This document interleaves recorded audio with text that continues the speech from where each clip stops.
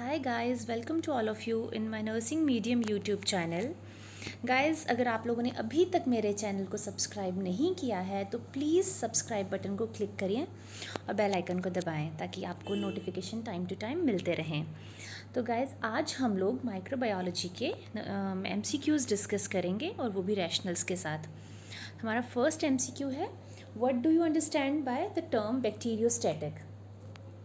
Term bacteriostatic से आप क्या समझते हैं या फिर इसका क्या मतलब समझ पाते हैं आप?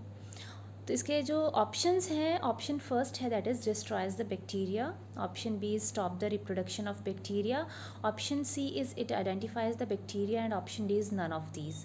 गाइस, इसका करेक्ट आंसर है option B that is stop the reproduction of bacteria. सबसे पहले तो हमें बैक्टीरियोस्टैटिक में स्टैटिक का मतलब पता होना चाहिए कि स्टैटिक का मतलब क्या है। स्टैटिक का मतलब होता है लैक ऑफ द मूवमेंट और एनी चेंज, मतलब ऐसी कोई चीज़ जिसमें मूवमेंट जो या तो मूवमेंट को रिस्ट्रिक्ट करती हो या फिर किसी भी होने वाले चेंजेस को रिस्ट्रिक्ट करती हो, दैट इज़ द बैक्टीरियोस्टैटिक। तो ये जो बैक्टीरियोस्टैटिक ड्रग्स हैं ये क्या करते हैं कि जो बैक्टीरिया की प्रोडक्शन है, रिप्रोडक्शन है, उसी को रोक देते हैं। जब भी उसकी रिप्रोडक्शन को रोकेंगे डेफिनेटली अल्टीमेट रिजल्ट क्या होगा कि इन्फेक्शन कंट्रोल हो जाएगा हमारे पेशेंट का। और जो हमारे पास ऑप्शन फर्स्ट है उसमें क्या दिया गया है, डिस्ट्रॉयज द बैक्टीरिया। तो ऐसे वो ड्रग्स जो डिस्ट्रॉय करते हैं बैक्टीरिया को, वो कौन से ड्रग्स होते हैं, दैट इज़ बैक्टीरियासाइडल ड्रग्स। ये क्या करेंगे, किल करेंगे या फिर डिस्ट्रॉय करते हैं बैक्टीरिया को। हमारा नेक्स्ट क्वेश्चन है, which of the following condition is also known as athlete's foot. ऐसी कौन सी डिजीज़ कंडीशन है जिसको एथलीट फुट के नाम से जाना जाता है? तो ऑप्शन ए है moniliasis, option B is syphilis, option C is tinea pedis and option D is histoplasmosis. तो गाइज, इसका करेक्ट आंसर है दैट इज़ जो ऑप्शन सी, टीनिया पेडिस।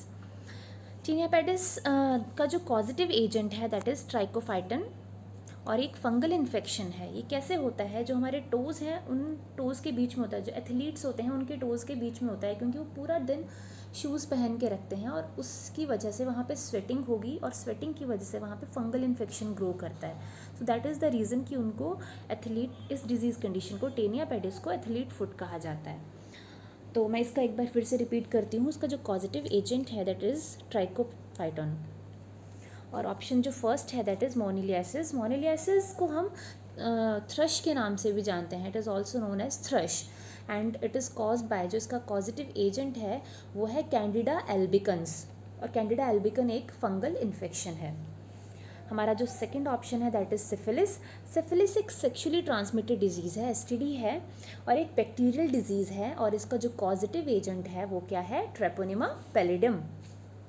हमारा जो लास्ट ऑप्शन है, ऑप्शन डी, वो क्या है, histoplasmosis. Histoplasmosis is caused by histoplasmosis capsulatum. एक फंगल इन्फेक्शन है और ये कहाँ पे अफेक्ट करेगा, हमारे लंग्स को इन्फेक्ट करता है। हमारा नेक्स्ट क्वेश्चन है question C, like which standard precaution nurse should follow while taking care of the patient with MRSA MRSA। कि नर्स को ऐसे कौन से स्टैंडर्ड प्रिकॉशंस फॉलो करने चाहिए जब वो MRSA पॉजिटिव पेशेंट की केयर कर रही हों। तो पहले हमें ये पता होना चाहिए MRSA का फुल फॉर्म क्या है। MRSA का फुल फॉर्म है मिथाइसिलिन रेजिस्टेंट स्टेफाइलोकोकस ऑरियस और ये एक ग्राम पॉजिटिव बैक्टीरिया है। हमारे पास ऑप्शंस क्या क्या हैं, ऑप्शन फर्स्ट में बोला गया है कि हैंड वॉशिंग या फिर hand hygiene only, option B is wearing mask ही डालना है सिर्फ, ऑप्शन सी है gloves only and option D है ऑल PPE। तो गाइज, इसका जो करेक्ट आंसर है वो है option D that is all PPE।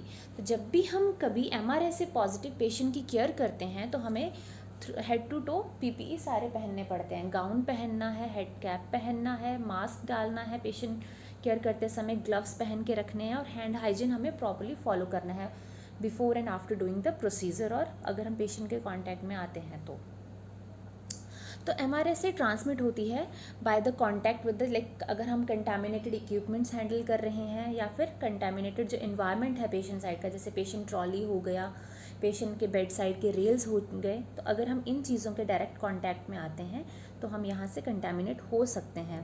तो इससे बचने के लिए हमें फ्रीक्वेंट हैंड वॉशिंग करनी चाहिए विद सोप और वाटर के साथ। हमेशा मास्क लगा के रखना है ताकि स्प्लैशेस वगैरह, अगर हम जैसे मानो ट्रेक्योस्टमी सक्शन कर रहे हैं उस पेशेंट का या फिर ET ट्यूब सक्शन कर रहे हैं तो ड्रॉपलेट्स जब वो स्प्लैश आउट होते हैं तो हम मास्क लगा के रखेंगे तो definitely we can prevent our self from getting infected. तो हमारा जो ऑप्शन सी है that is gloves should be worn while touching the blood or while doing any procedure to the patient। जैसे अगर हम सिक्रीशंस के कांटेक्ट में आ रहे हैं या एक्सक्रीशन, जो पेशेंट का सिक्रीशंस वगैरह जितना भी एक्सक्रीट आउट होता है, अगर हम उनके कांटेक्ट में आ रहे हैं तो उससे हम कंटामिनेट ना हो, उस चीज़ को प्रिवेंट करने के लिए हमें ग्लव्स पहनने हैं और आफ्टर डूइंग दैट प्रोसीजर हमें ग्लव्स को डिस्कार्ड करना है। तो इसीलिए इस केस में जब भी हमें हमारा से पॉजिटिव पेशेंट की केयर करेंगे तो हमें सारे के सारे PPEs पहनने पड़ चाहिए। That is the most important thing we need to take care while taking care of these patients. हमारा नेक्स्ट क्वेश्चन है, a 21 years old patient is prescribed with tablet fluconazole for fungal infection. एक patient है, उसको fluconazole tablet दी जा रही है क्योंकि उसको फंगल इन्फेक्शन हो रखा है। The nurse should understand that how it works. अब बीइंग अ नर्स हमें पता होना चाहिए कि फ्लूकोनाजोल कैसे वर्क करता है, कैसे एक्ट करता है। हमारे जो ऑप्शंस हैं उसमें क्या दिया गया है कि it disturb the fungal cell membrane की परमेबिलिटी को डिस्टर्ब करेगा। ऑप्शन बी है it disturbs the fungal cell membrane का फंक्शन को डिस्टर्ब करेगा। ऑप्शन सी है disturbs the fungal nucleic acid synthesis, उसकी एसिड की सिंथेसिस को डिस्टर्ब करेगा। या ऑप्शन डी है ऑल ऑफ द अबव। तो गाइस इसका जो करेक्ट आंसर है दैट इज़ ऑप्शन बी। तो ये जो इसको जो पेशेंट को फंगल इन्फेक्शन हुआ है और उसके लिए इसको जो फ्लूकोनाजोल दिया जा रहा है, ये क्या करता है, ये डिस्टर्ब करता है फंगस है उसकी जो सेल मेम्ब्रेन है उसके फंक्शन को।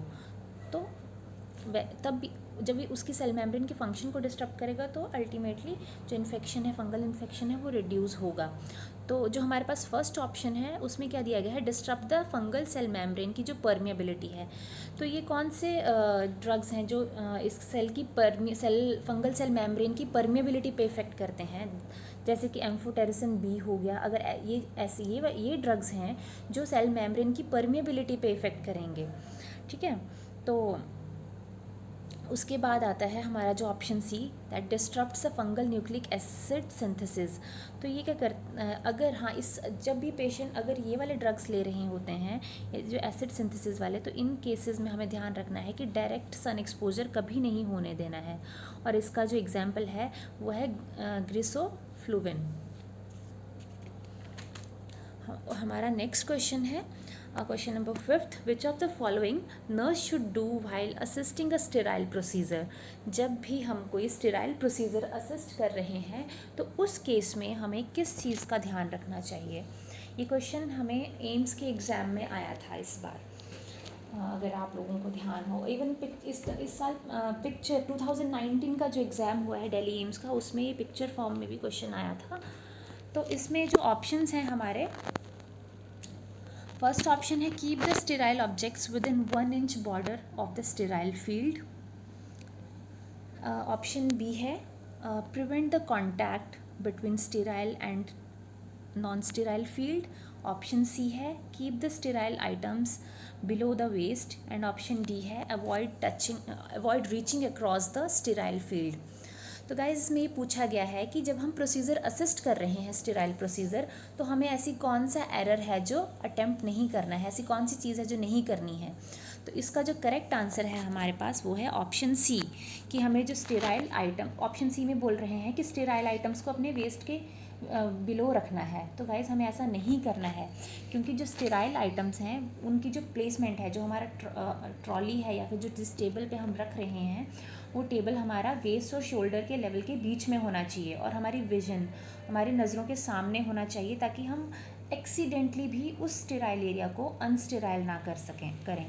और दूसरा इसके सबसे इम्पॉर्टेंट चीज़ कि प्रिवेंट करना है एक्सपोजर को, किसी भी तरीके का एक्सपोजर जैसे एयरबॉर्न कंटामिनेशन ना हो।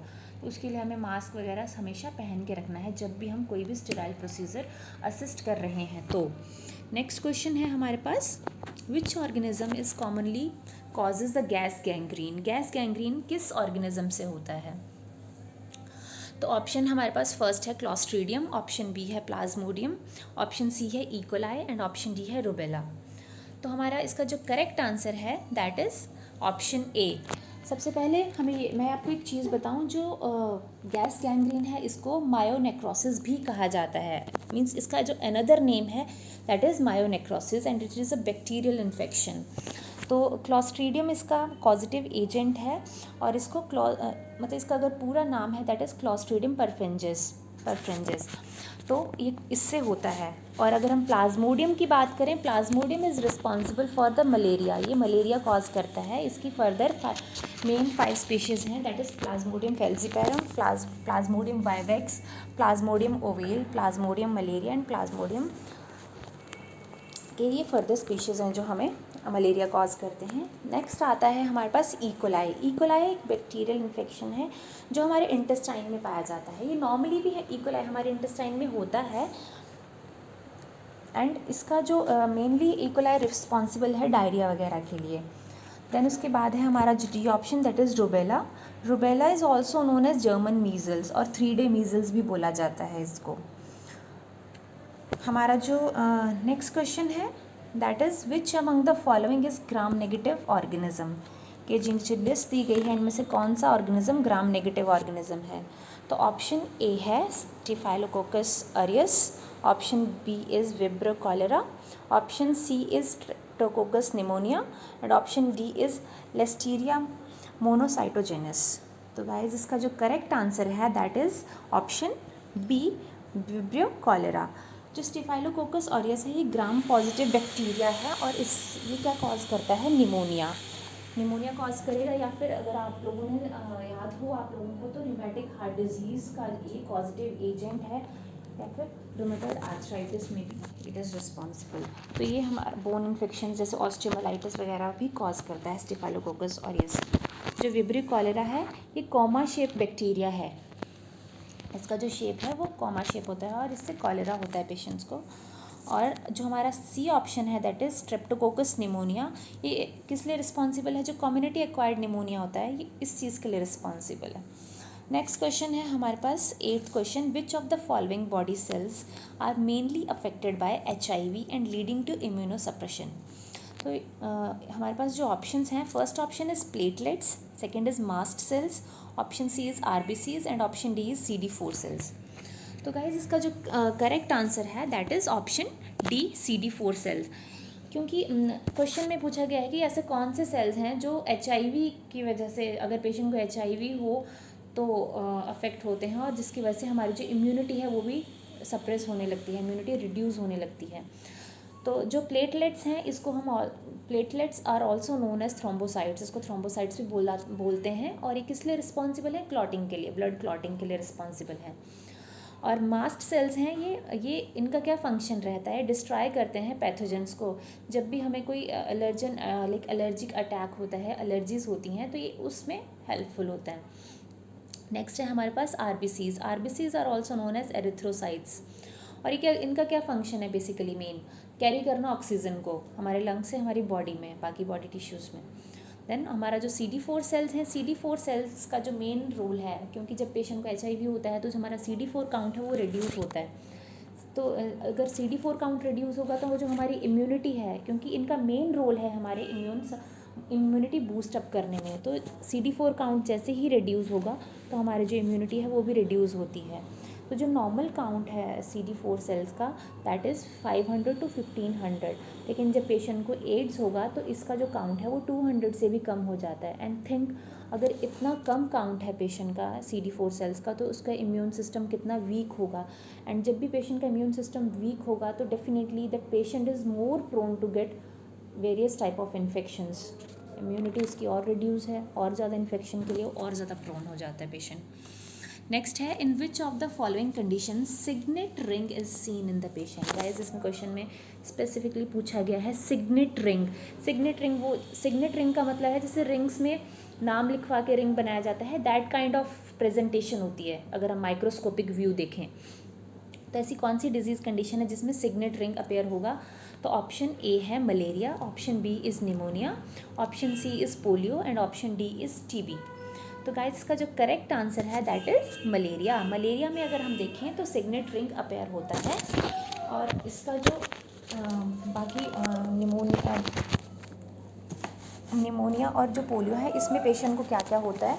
निमोनिया में पेशेंट को डेफिनेटली ब्रीदिंग डिफ़िकल्टी रहेगा, और उसके बाद पोलियो में हमारे पेशेंट क्या एक्सपीरियंस करते हैं, फीवर होगा, हेडेक होगा। Polio is a contagious disease, communicable disease है, और इसका फ्लैसिड पैरालिसिस भी होता है पेशेंट को।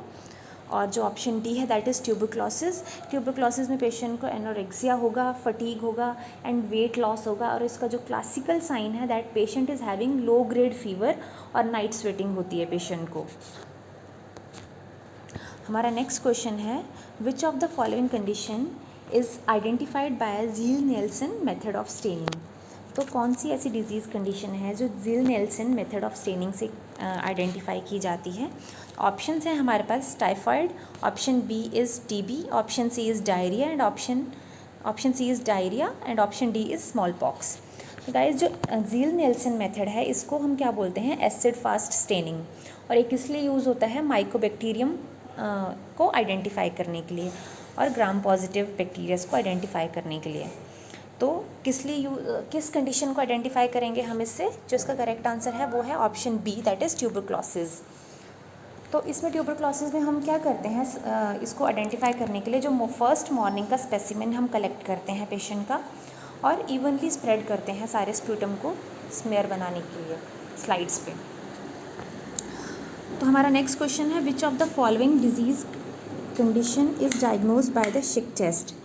एंड हमारा ऑप्शन है A diphtheria, option B is pertussis, option C is tuberculosis and option D is typhoid. तो गाइस इसका जो करेक्ट आंसर है दैट इज़ डिप्थीरिया। जो शिक टेस्ट होता है उससे हम डिप्थीरिया को आइडेंटिफाई करते हैं। इसमें हम क्या करते हैं, ये सबसे पहले टेस्ट कब आइडेंटिफाई हुआ था, कब इंट्रोड्यूस हुआ था, ये 1913 में। और इसका जो इसमें क्या करते हैं, diphtheria toxoid 0.1 ml intradermally insert किया जाता है आर्म में, बाजू में लगाएंगे पेशेंट के इंट्राडर्मल। देन उसमें क्या देखेंगे हम, 4 to 7 डेज़ के बाद अगर वहाँ पे 5 to 10 mm का वो एक गोल थोड़ा सा रेज बम्प होगा, तो it means that patient is already having immunity, enough antibodies हैं। लाइक अगर पेशेंट को ऑलरेडी इम्यून है पेशेंट उससे, तो वहाँ पे रिएक्शन होगा। बट इन केस अगर पेशेंट का कोई भी रिएक्शन नहीं आ रहा है, तो कुछ भी रेडनेस नहीं होगी, कोई भी वहाँ पे स्वेलिंग नहीं होगी, and it shows that patient is not immune with the. Next हमारे पास आता है tuberculosis pertussis. Pertussis is also known as whooping cough. इसमें के पेशेंट को नेज़ल कंजेशन रहता है, रनी नोज़ रहेगा और स्नीजिंग होगा पेशेंट को। एंड ऑप्शन सी है हमारे पास ट्यूबरक्लोसिस।